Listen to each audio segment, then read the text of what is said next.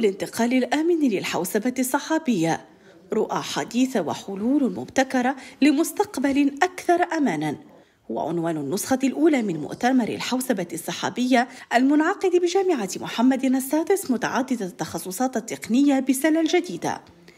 هذا المؤتمر يأتي في السياق الدينامية الرقمية التي يعرفها المغرب والتي تجسدها الاستراتيجية الوطنية المغرب الرقمي 2030.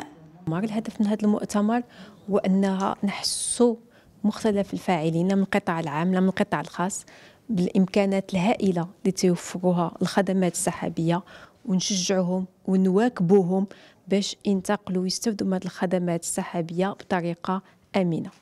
المؤتمر الذي يعقد لأول مرة على مدى يومين يهدف إلى تسليط الضوء على أهمية تأمين الانتقال إلى الحوسبة السحابية، ويركز على الفرص والتحديات المصاحبة لهذا التحول مع عرض أحدث الابتكارات والتطورات في مجال أمن الحوسبة السحابية.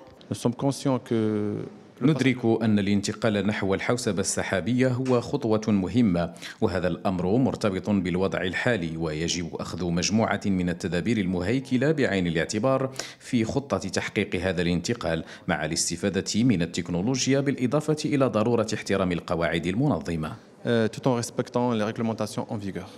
المؤتمر يتضمن عدة جلسات موضوعاتية تناقش استراتيجيات الانتقال الآمن إلى الحوسبة السحابية ورقمنة القطاعات الرئيسية، وذلك عبر اعتماد الخدمات السحابية. هذه الجلسات تهدف إلى توفير حلول تقنية آمنة تدعم تطوير القطاعات المختلفة في المملكة.